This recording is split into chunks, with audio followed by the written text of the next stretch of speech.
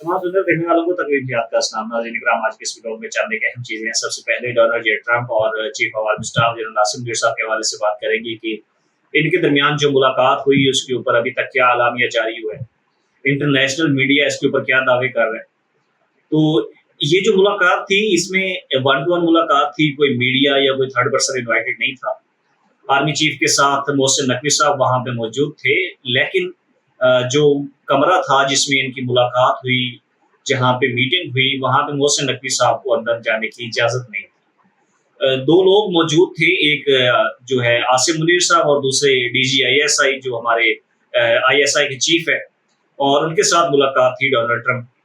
तो इस मुलाकात के दरमियान सबसे पहले तो उन्होंने ईरान इसराइल कन्फ्लिक्ट के ऊपर बात की, जो इसराइल और ईरान के दरमियान इस वक्त जंग की सूरत हाल है, हालात मजीद कुशीदगी अख्तियार कर रहे हैं और पाकिस्तान इस वक्त किसके साथ खड़ा है, इसके ऊपर बातचीत की।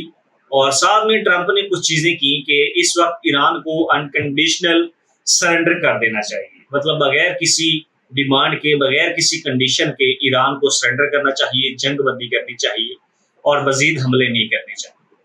साथ साथ इंटरनेशनल मीडिया ये भी रिपोर्ट कर रहा है कि ट्रंप ने पाकिस्तान से एयर बेसिस, ग्राउंड, ये सारी चीजें डिमांड की हैं। उस चीज के बदले के जो पाकिस्तान को USAID मिलती है, जो पाकिस्तान को जेट्स मिलते हैं, जो पाकिस्तान को फंड्स मिलते हैं अमेरिका की तरफ से, उनके बदले में पाकिस्तान उनको एयर बेसिस और ग्राउंड स्पेस देगा ईरान के खिलाफ लड़ाई के लिए। तो अभी तक जो है और बाद में ट्रंप का भी एक अलामिया जारी हुआ, उनका भी एक ट्वीट भी आया, उनकी एक तकरीर का हिस्सा भी आया कि उन्होंने कहा है कि इसराइल और ईरान की जंग के मामले पे आर्मी चीफ आसिम मुनीर साहब ने एक चीज का इंकशाफ किया है कि वो इस मामले पे ईरान से ना खुश है, वो इसराइल को हमायत करना चाहते हैं। ये हम नहीं कह रहे, ये मीडिया नहीं कह रहा, ये डोनाल्ड जे ट्रंप के अपने अल्फाज हैं जो उन्होंने एक बार भी स्पीच के दौरान दोहराए। डोनाल्ड ट्रंप का एक मसला है कि अगर कोई भी बात ऐसी बात हो जो खुफिया रखने वाली हो, वो क्रेडिबिलिटी लेने के लिए उसको फौरन से पहले पब्लिश कर देते हैं। उनका ये शुरू से मसला है। और अब ये मामला था, वन टू वन मुलाकात थी, बंद कमरे की मीटिंग थी, लेकिन इसको भी उन्होंने मीडिया के सामने रखा, ट्वीट्स कर दिए, तो मामला को आगे तक लेके गए हैं। अब पाकिस्तान से डिमांड्स हैं कि हम उनको अड्डे दें, लेकिन इसके ऊपर देखते हैं कि हमारी हुकूमत, हमारे इदारे क्या पॉइंट ऑफ व्यू रखते हैं, क्या इनिशिएटिव लेते हैं, क्योंकि इस वक्त मामला सारा पाकिस्तान की सालमियत है। अगर ईरान और इसराइल की जंग के दरमियान इसराइल को फतह होती है, इसराइल इसमें कामयाब होता है, तो फिर अगली बारी पाकिस्तान की होगी। ईरान के बाद जो है वो इस खमियाजे को भुगतने के लिए पाकिस्तान को तैयार रहना पड़ेगा। लेकिन अगर पाकिस्तान इसको एब्सोल्युटली नॉट कह के अड्डे नहीं देता, ग्राउंड स्पेसेस नहीं देता और अराइन की हिमायत करता है, तो फिर इसके कॉन्सिक्वेंसेज होंगे, उसको भी दुनिया अच्छे तरीके से देख रही है। उसके बाद ट्रंप ने आसिम मुनीर साहब की इस चीज को सराहा कि इंडिया और पाकिस्तान के दरमियान जो जंग हुई वो ट्रंप के कहने पे रोकी गई, उसमें अच्छा किरदार आसिम मुनीर साहब ने अदा किया और ट्रंप के अहकामात पे या फिर उनकी मुशावरत से इस जंग को बंद किया गया। एक ऐसा मामला जहां पे पाकिस्तान को वाज़ेह बढ़तरी हासिल थी, अच्छे तरीके से जीत रहे थे, अच्छे तरीके से लड़ाई कर सकते थे, लेकिन फिर भी पाकिस्तान की फोर्सेज ने, पाकिस्तान की हुकूमत ने ट्रंप के उस हुक्म पे कि जंग बंदी की जाए, जंग बंदी का ऐलान किया और मजीद इस कन्फ्लिक्ट को बढ़ने से रोका। खैर जो भी है, अब इन सारी चीजों के बाद आसिम मुनीर साहब ने एक स्टेटमेंट दिया है। वो कहते हैं कि अगले 5 वर्षों में पाकिस्तान तेजी से तरक्की करेगा और क़याम पाकिस्तान का 100 साला जश्न यानी 2047 में जो है वो अल्लाह ने चाहा तो ये मुल्क G10 में शामिल होगा। अभी तक G7 है जिसमें America, Japan, Canada, United kingdom, ये मुमालिक शामिल हैं, G7 है। वो कहते हैं कि 2047 तक पाकिस्तान G10 में शामिल होगा।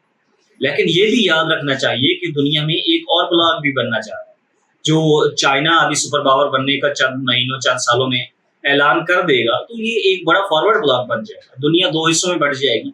तो क्या इस वक्त पाकिस्तान को ऐसे मुमालिक के साथ खड़ा होना होगा जो हमेशा से पाकिस्तान की हिमायत करते हैं, जो ह्यूमन राइट्स पे बात करते हैं, जो जालिम के खिलाफ बात करते हैं, या फिर उन जालिमों के खिलाफ खड़ा होना होगा जो हमेशा से मुसलमानों का कत्लेआम करते हैं, मुसलमानों को रगड़ने की कोशिश करते हैं। आज जनाब आ जाएंगे, DGISPR साहब ने एक अलामिया जारी किया, उन्होंने एक तकरीर की। वो कहते हैं जी, फौज ऐन के तहत और रियासती अहकामात के मुताबिक अपने فرائض بخوبی سر انجام دے رہی. یہ بیان ہے ہمارے DGI صاحب کا. ٹھیک ہے، ہم ان کی بات پہ اتفاق کر لیں گے کہ اس وقت ہماری افواج آئین کے مطابق، ریاستی احکامات کے مطابق کام کر رہی ہے، لیکن پاکستان کا آئین کیا کہتا ہے، پاکستان کا قانون کیا کہتا ہے؟ پاکستان کا آئین یہ کہتا ہے کہ پاکستان کے ہر ایک عام شہری کو اس کے حقوق میسر ہوں گے، اس کو آزادی اظہار رائے کا حق حاصل ہوگا، اس کے مال جان کی، عزت آبرو کی تحفظ کی ذمہ داری ریاست کے اوپر ہوگی. لیکن کیا واقعی اس وقت یہ ساری چیزیں پاکستان کے عام شہریوں کو میسر ہے؟ اگر گراؤنڈ ریئلٹی پہ دیکھا جائے تو ایسا کچھ بھی نہیں ہے. وہ لوگ جو ہمارے مال جان عزتوں کے محافظ ہیں، وہ اس وقت ریاست کے شہریوں کی عزتیں لوٹنے پہ مامور ہیں. ان کا کوئی اور کام نہیں ہے. خواتین کو، بچوں کو، ان کو ذلیل و خوار کرنا، ٹارچر کرنا، نوجوان لڑکیوں کی عزتیں لوٹنا، ان کی ویڈیوز بنانا، یہ ہمارے محافظوں کا اس وقت سب سے بڑا پیشہ ہے.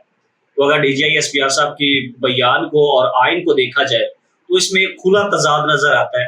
یا تو پھر وہ اس آئین کی بات نہیں کرتے جو پاکستان کا آئین ہے، یا پھر پاکستان کا وہ آئین نہیں ہے جو ہمیں پڑھایا اور سکھایا جائے. خیر جو بھی ہے، آگے بڑھے.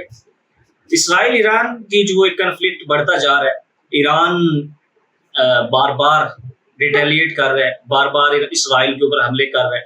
اور ایران کے اوپر جو اسرائیل نے پہلا اٹیک کیا تھا، ان کے ایٹمی سائنسدانوں کو اور جرنیلوں کو ٹارگٹ کیا تھا، اس کا اب ایران نے بدلہ لے لیا.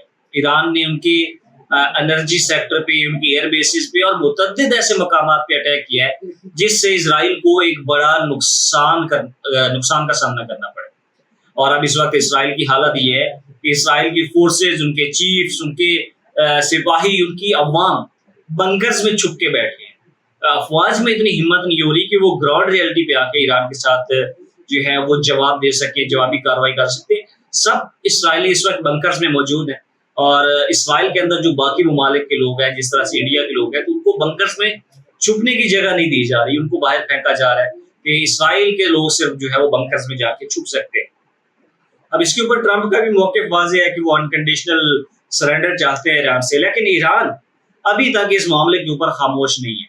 اور صدر پیوٹن نے ایک سٹیٹمنٹ دیا روس کی طرف سے. وہ کہتے ہیں کہ ہم نے ایران سے مشاورت کی اور ہم نے کوشش کی کہ ہم ان کی حمایت کریں، ہم اس معاملے میں ان کے ساتھ کھڑے ہوں، لیکن ایران نے اس بات پہ بھی انکار کر دیا کہ ہم اس وقت اس حالت میں ہیں کہ ہم اسرائیل کے خلاف خود اچھے طریقے سے لڑ سکتے ہیں، ہمیں ابھی کسی اور ملک کی ایسی حمایت کی ضرورت نہیں ہے. اور روس کے صدر کا یہ کہنا ہے کہ ہماری خواہش ہوگی، ہماری کوشش ہوگی کہ ہم ایران کے ساتھ مل کے اسرائیل کو جو ہے وہ جواب دے سکیں. ہم ایران کی اس وقت حمایت کرنا چاہتے ہیں، اور ہم کوشش کریں گے اور اس چیز کا انتظار رہے گا کہ کب ایران ہمیں کال دیتا ہے اس حمایت کے لیے، اس امداد کے. اب جناب آخری چیز، سپریم کورٹ میں ایک آج فیصلہ ہوا ہے. یہ جو اسلام آباد ہائی کورٹ میں ججز ٹرانسفر ہو کے آئے تھے پنجاب، سندھ اور بلوچستان سے، ایک معاملہ تھا کہ یہ ججز غیر قانونی اور غیر آئینی طریقے سے ٹرانسفر ہو کے آئے. تو آج سپریم کورٹ کے ایک بڑے بینچ نے اس کے اوپر فیصلہ سنایا اور کہا ہے کہ جناب یہ سارے کا سارا پروسیجر آئین اور قانون کے تحت ہے. لیکن پاکستان کے اگر بڑے وکلاء، بڑی عدالتوں اور بڑے ججز کی بات کی جائے، جس میں جسٹس بابر ستار، جسٹس عائشہ ملک، یہ چند ایک نام اس میں شامل ہیں، کہ یہ کہتے ہیں کہ یہ سارا معاملہ غیر قانونی اور غیر آئینی تھا. ججز کو سینیارٹی کی بیس پہ ٹرانسفر کیا جا سکتا ہے، یا پھر ان کو چیف سینیارٹی کی بیس پہ لگایا جا سکتا ہے. لیکن پریزیڈنٹ نے اپنے احکامات کو، اپنے اختیارات کو استعمال کرتے ہوئے نچلے درجے کے ججز کو اٹھایا اور اسلام آباد ہائی کورٹ کا چیف جسٹس بنا دیا. لیکن اس فیصلے کی آج سپریم کورٹ آف پاکستان نے توثیق کی ہے اور کہا ہے کہ جناب یہ فیصلہ آئینی اور قانونی ہے، یہ سارے کا معاملہ بالکل ٹھیک ہوا ہے، اس کے اوپر ابھی تک کسی قسم کی کوئی دو رائے نہیں ہے. اب جناب آخری چیز ہے، رانا حیات صاحب ہے، رکن قومی اسمبلی ہیں مسلم لیگ نواز کی طرف سے. ان کا ایک کلپ سوشل میڈیا کے اوپر بہت وائرل ہے. وہ ایک کنوکیشن میں تھی، وہاں پہ ایک چھوٹا سا میٹنگ تھی، سیاسی میٹنگ ہوگی، کارنر میٹنگ ہوگی. تو جب اپنے حلقوں میں لوگ جاتے ہیں تو ان کے سامنے مسائل رکھے جاتے ہیں کہ ہمارا مسئلہ یہ ہے. تو ایک جگہ پہ ان کے سامنے مسئلہ رکھا گیا کہ ہمارا جو بچیوں کا اسکول ہے، گرلز مڈل اسکول ہے، اس کو ہم ہائی اسکول کروانا چاہتے ہیں. تو رانا صاحب نے وہاں پہ ایک ایسا کارنامہ سر انجام دیا کہ اس کے بعد سوشل میڈیا پہ ان کے چرچے ہو گئے. انہوں نے فون ملایا، ان کے بیٹے ہیں رانا سکندر صاحب جو پنجاب کے وزیر تعلیم، انہوں نے فون ملایا اور کہا کہ جناب یہ کہتے ہیں کہ اس مڈل اسکول کو ہائی اسکول کرنا ہے. اور چند ایک سیکنڈ میں وہ مڈل اسکول ہائی اسکول کر دیا گیا. اس کے بعد عوام نے تابڑ توڑ حملے کرنے کی کوشش کر دی، شروع کر دی ہے تابڑ توڑ حملے کہ اتنی جلدی تو کسی بھی سم کا پیکج نہیں لگتا جتنی دیر میں رانا صاحب نے مڈل اسکول کو ہائی اسکول میں تبدیل کر دیا. اور پھر یہ سارا معاملہ کرنے کے بعد جب وہ اسمبلی میں پہنچے ہیں تو وہاں بھی انہوں نے ایک اسٹیٹمنٹ دی ہے. عمران خان کہتا تھا کہ ایک تو یہ لوگ پڑھے لکھے نہیں ہیں، اوپر سے کوشش بھی نہیں کرتے. تو انہوں نے اسٹیٹمنٹ کیا دیا ہے نیشنل اسمبلی میں کھڑے ہو کے نیشنل ٹیلی ویژن پہ کہ آئی ایم ایف والی مائی کو شہباز شریف کے قابو میں آنے والی تھی، اس کے علاوہ وہ کسی کے قابو میں نہیں آنے والی. اب اس کا نہیں پتا کہ وہ کون سی مائی کی بات کر رہے ہیں، کون سے شہباز شریف صاحب کی بات کر رہے ہیں. ان کی اس بیان کی سمجھ نہیں. ایک چھوٹا سا بیان تھا کہ آئی ایم ایف والی جو مائی ہے وہ صرف شہباز شریف صاحب کے ہاتھ آ سکتی ہے. اب اس کو اگر دوسرے تناظر میں دیکھا جائے، جس طرح سے شہباز شریف صاحب کا ایک اچھا خاصا بیک گراؤنڈ ہے، ماضی ہے ان کا، کہ وہ ایک وقت میں جس بھی خاتون کے ساتھ چاہتے تھے تعلقات بنا لیتے تھے، یہ بھی ہو سکتا ہے. دوسرا بات یہ ہو سکتا ہے کہ پاکستان کے پرائم منسٹر ہیں، وہ فارم 47 میں ہیں بے شک، لیکن اس وقت پاکستان کو ریپرزینٹ کر رہے ہیں. ان کے پاس کوئی لیڈر سنگھی ہو سکتی ہے، کوئی طریقہ کار ہو سکتا ہے کہ انہوں نے آئی ایم ایف کو اپنے قابو میں لیا. بے شک انہوں نے آئی ایم ایف کی شرائط پہ ہی سرنڈر کیا اور پاکستان کے لیے انہوں نے اپنے فنڈ منظور کرا. تو یہ سارے کا سارا معاملہ ہے جو آج کے دن سوشل میڈیا کی زینت بنا ہوا ہے، مین اسٹریم میڈیا کی زینت بنا ہوا ہے. آپ ان ساری چیزوں کو لے کے کیا پوائنٹ آف ویو رکھتے ہیں، کیا رائے رکھتے ہیں، کمنٹ سیکشن میں اظہار ضرور کریں. آپ اس چینل کا خیال کریں. پاکستان زندہ